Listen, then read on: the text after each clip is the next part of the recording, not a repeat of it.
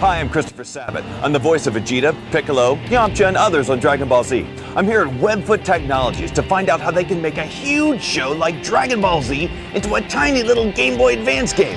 Follow me. I'll take you behind the scenes for a look at the making of the legacy of Goku 2. Here we go.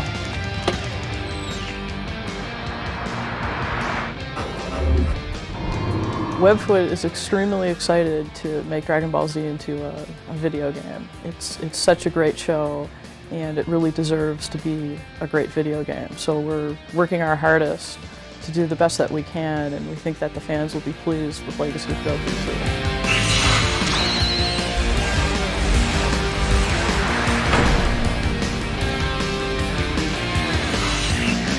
2. We started initially with a concept document about where we wanted to go with this part of the storyline, which covers the Trunks saga, the Android saga, and the Cell saga. We write up this short document, essentially detailing what we want to do with it. And once that gets approved, we move into the design process. We spent several weeks on this, and we essentially come up with all of the elements of gameplay, what we want to do that makes this different and original, how we're going to treat the elements of the storyline to create the best possible result. The brainstorming process starts with us huddling in the conference room for days and days and days. We do extensive research on the series. We're already fans and familiar with it, but it's important for us to go back through and watch the episodes that are going to be relevant to the game and pick out what parts we want to represent in the game. We obviously can't cover everything because the game would be 200 hours long, but we pick out what we think is the most important and we go with that. We spend a lot of time writing a lot of stuff up on the chalkboard, what kind of enemies we want, what kind of areas in the show we're going to visit. We watch a lot of videos to make sure we're on the right track and not diverging. But for the most part, we stayed, I think, very, very true to the series, and I think that's going to be reflected in the game. Turning these characters from Dragon Ball Z into tiny little munchkins on the Game Boy Advance is kind of an interesting process. We want them to be recognizable as who they are, but we don't have a lot of space to work with, so we end up giving them big heads, big hair. It's a tradition in Japanese RPGs that works really well, and so we went with this method. We hand off these things to Mandy Paul, who is an excellent sprite character animator, and she begins creating the animation sheets for our little characters. For the Legacy of Goku games, my job was to draw the characters. I pretty much drew almost every character that you see in the game, although I had a bit of help, so I can't claim all the credit. But from the start, they basically handed me character sketches or screenshots straight from the show or any other sort of reference materials, action figures, anything, and said, here, draw these characters doing these moves, and I took it and went. I've got Goku up here just as an example. You can see this pink box around him is pretty much the limits of where I can draw. He has to fit inside this box, which is why his hair had to fit inside this box along with everything else. So you can see basically the drawing of the character starts out pretty much with eyes. That's where I start with. I determine how tall the character is going to be, his basic form, how big his head will be. The heads are always really big on sprites along with the eyes because you just need to be able to see their facial expressions. You're not going to be able to see that unless you blow it up really big because the sprites are so small and the screen is so tiny. So once I get the basic form for the character, I fill it out to make it asymmetrical so it's a little not so symmetrical. Basically, I just fill it in, start putting colors, and start shading it out and making it look solid. To make him look surprised is really just a matter of changing a few pixels in his eyes to make his eyes, the pupils look smaller, and the white around the eyes look bigger. And all of a sudden, he looks like his eyes are really wide. Even though the actual size of the eyes hasn't changed, I just moved a few pixels around. And then Vegeta got the extra eyebrows here to make him look a little more angry because, well, Vegeta's always angry at something, I think. I give everyone a separate sheet and try to give them their own personalities. Okay, so I did Super Saiyan on one sheet along with his regular, so I can zoom in on here and you can see him walking along. The walks are all 4-frame animations, mostly for space, versus appearance. You can do a decent walk in, well, you can do a walk in 2 frames or 3 frames. We chose 4 frames to make the walk look as good as possible without wasting too many frames, since unfortunately memory is an issue. And the Game Boy Advance can only hold so much of this, so you have to pare it down. Jim did a lot of the integration of the sprites, character sprites, into the game. He was sort of a jack of all trades, actually. He did a lot of the lighting for our indoor levels. He did a lot of level building and design. Essentially any art task that popped up, he took them up. Mostly I will take character art from Mandy and do the animations for it. I will do the run animations, punching, kicking, jumping, dying. Any animation that's required for a particular character, I will take her art and adapt it to that animation. Like for example, here's Perfect Cell. And this is the kind of art I usually get from Mandy. It has the front, the back, and the sides. We only have the left side because for the right side, of course, you can just flip the picture around. The actual size of the character is actually more like this. You can see he's only like ½ an inch tall. But still, when we're actually working on the character, we want to work on him when he's like about that big, because even though the person won't be able to see every tiny detail, it'll still come out. Someone will look at that and say, wow, that's really detailed and it looks really good. They won't know exactly why it looks really good, but you want to make sure you get it down to like the smallest detail you possibly can. This is the Tiger Bandit. He's one of the first enemies you encounter in the game.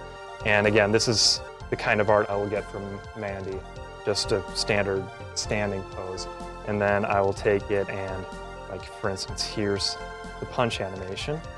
And you can see, again, goes punch from the front, punch from the back, punch from the side, and I'll also have the run. And you can see a lot of the, like the face will just be duplicated in each one, but changed slightly. And I'll move the legs back and forth for each frame.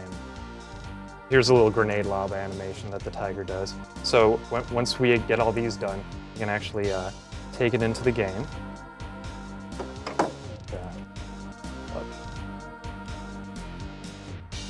See, it's like one of the very first enemies you encounter. There he is. You can see him doing his little grenade throwing animation. The grenade is actually added in after the animation it's done. It's a completely separate piece of art. And you can see that the punch is the same on both sides, just flipped over. Here's the grenade lob animation. So another artist, I think Andrew did this. Andrew keyed in the grenade for each one of these frames to make sure that it would be in the proper place so that it wouldn't be floating above his hand or something like that. My main tool is Adobe Photoshop, which is what I'm using right now. What I'll usually do is after I've got some reference shots, I'll make an initial sketch, and this sketch is usually done in this light blue color so that it becomes really easy to then make a more detailed sketch on top of that. So for instance, if I were to show some of these concept sketches for different monsters from the show, I started initially with these light blue outline sketches, and these could be easily manipulated and can go through lots of different versions before we would get to a version that we all like the best and that the people over in Japan would accept.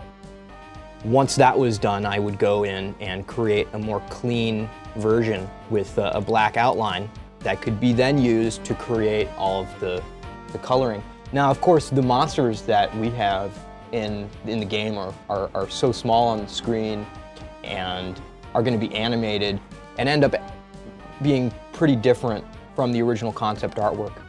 But this artwork is used to give the other artists a guideline as for the style of art that we want to be sticking with, and how we want the monsters to animate and what their emotional impact should be on the visual quality of the game. This is right here an overview of our world map, and in the actual game that you play, you won't be able to see it like this. It's actually going to be in this perspective view as in kind of a 3D, it kind of looks 3D and you can fly over it. And so it's a more realistic view of the world as if you're actually flying over a planet. So this is a really detailed image that we have of this world that again, I was trying really hard to be as close as I could to the actual layout that they do for the world of Dragon Ball Z. So we had a lot of reference of the world from the DBZ encyclopedia that we took a look at, and I found a lot of other miscellaneous sketches of the world that they had made over in Japan. And I tried to take into account both their version of the world and then the way some of our environments in our areas are, and to try to get a good mix of the two so that our world could seem like it both fits within the actual Dragon Ball Z world and also fits with our game. So we've got all these different areas down here, like this area over here. It's kind of hard to tell because it's small, but this is Goku's house. And if I move over, we've got all these mountains and grass and desert. And there are a lot of areas in here that actually aren't going to be accessible in the game, but I put them in there anyway because they exist within the world. And so not only would that help to make the world seem really detailed and full, but then there could be areas where even if you don't go there, the player might recognize that area and just get excited about the fact that we included it in there.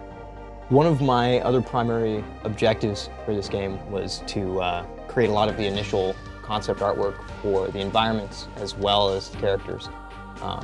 So for instance, a lot of the areas will have a lot of cliffs all over the place, and so one of the things that I had to do was design the cliffs. Just like when I was working with the world map, I had a limitation that I had to deal with, but it's a little bit more strict with the environment. I would have to make sure that the graphics that I've made are going to be able to be used in a interesting fashion, in lots of different combinations, and also in lots of different terrains. Because cliffs could show up in the forest, cliffs can show up in the desert, cliffs can show up anywhere. They might have snow on the cliffs. So, for instance, I would make this initial painting, and this painting is a really high-resolution version of these cliffs. And I just tried to get as many different kinds of cliff angles and lighting and all of the different important things that would go into the artwork of the cliff, all in one big piece. That was then given to Murray, and Murray, his job was to then, in this case, was to then take that cliff that I had made and make all these different versions of it. So here, the cliff has been broken up into pieces, and those pieces can be repeated over and over again to make taller cliffs or longer cliffs, or just cliffs that are a lot more complicated and not flat looking. And we'd have cliffs that have grass tops, and we have cliffs that have a dark bottom and cliffs that have a light bottom. And if I'm going to piece together an interesting cliff from some of these pieces of the cliff, I could take this piece. Let's see here, I'll start a new image. And I'll grab a bunch of these cliffs. I'm gonna make a cliff out of this.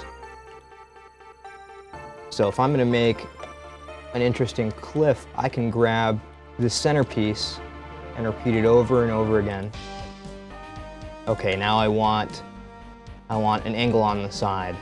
So I just stick it down. Now I've suddenly got some angles. If I want to continue the straight side across again, I can just grab one of these side pieces and plop it right next to it, and it's done. This is tile-based level design, and the whole point is that we're creating tiles that will easily connect with each other to look like it's no longer made of tiles, so that we can do a lot of the work up front in creating the artwork, and then later on all we have to do is be creative about how they're placed down, and we don't have to worry about whether or not it's going to look right. And that speeds up a lot of the creation process of making the levels, and it allows us to make a lot more unique levels in a shorter amount of time than would have otherwise been necessary. When we're thinking about how we're going to translate the story from the series into the game, a lot of editing takes place, a lot of video watching takes place. Jerry Swanson was responsible for creating both original dialogue and taking this dialogue from the show and editing it down into something that will work well with our game. There's a lot of reading in this game. We wanted to cover the story as well as we could, but the dialogue from the show, obviously there's a lot of talking and it has to get cut down into something that players can understand and will help the game move along at a good pace. So that was a real challenge right there.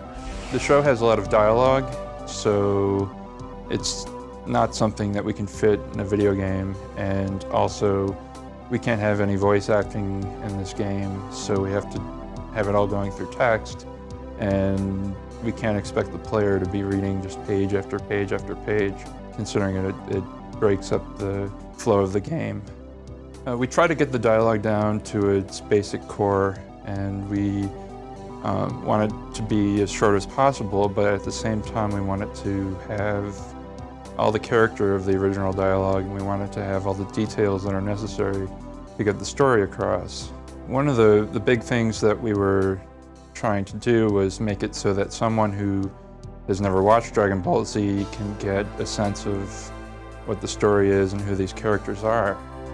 For the music of Legacy of Goku 2, we definitely wanted to take the approach, again, of being as true to the show as possible. We listened to a lot of music. Giannis Brown was our primary musician. Paul Carmody also did music for the game, and they both worked on sound effects. We were very careful to do a faithful translation of the show's music into something that will fit onto the Game Boy Advance cartridge and sound reasonably similar. It's tough to make really lush sounding music on the Game Boy Advance. I think they did a very good job in this case of translating those songs into something that sounds good on the Game Boy Advance. For this game, our goal was to make it sound like the show, so Giannis and I both would listen to the music from the show extensively, and actually write it down note for note, and go from there. I mean, a lot of the cues on the show are maybe only like 30 seconds, so we have to turn that 30 seconds into, a 6-minute song. So that was the biggest challenge. But, like I said, the goal in this game was to really try to recreate the sounds of the show rather than just some generic video game music.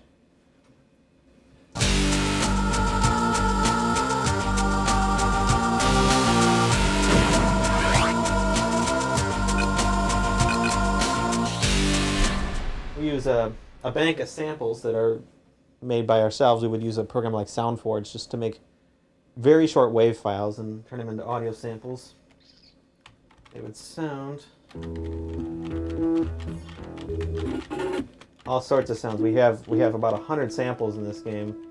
We managed to fit them all into a really small file size. So we had a huge library of sounds to work with. And then with Impulse Tracker, with this kind of specialized music called tracker music, you would write down the note value that you would want played. And you can, it specifies the instrument. You can also specify the volume that you want it played at, and the panning and vibrato and some sliding and all this great stuff you can do with it.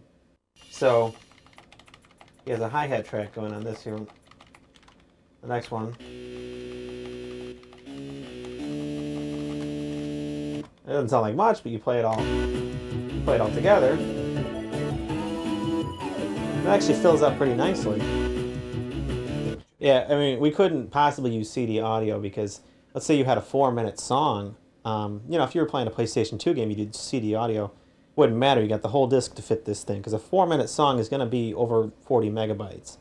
If it was an MP3, it'd be around 4 megabytes, which using a PC or something, that's good. But a GBA cartridge, they only have about a total, they usually average around 8 megabytes. So there's no way you're going to fit a 4 megabyte song in there. You'd use up all your space. You got to find some way to really crunch things down, and tracker music is one of the most logical choices. I'm very excited to be working on Legacy of Goku 2. I've watched Dragon Ball Z since the very beginning of the Saiyan saga with Vegeta. So being able to create a game based on this show that I've watched for years is just like a dream come true. It's really awesome. It's been amazing working on this, to be such a large product, something that's so popular, and to actually be able to work on the Game Boy Advance and to make something like this on a computer and then play it on a Game Boy and see it in action is it's just amazing. I was a Dragon Ball Z fan since it first started playing on Cartoon Network, and so being given the opportunity to have input into part of the Dragon Ball Z universe has been a real joy. It is exciting because, you know, more people will hear this music than would ever hear the stuff I used to write in college and all that kind of stuff. Okay, that was amazing. Now that you know how they make it, go out and play it, live it, and love it. I'll see you on Dragon Ball Z.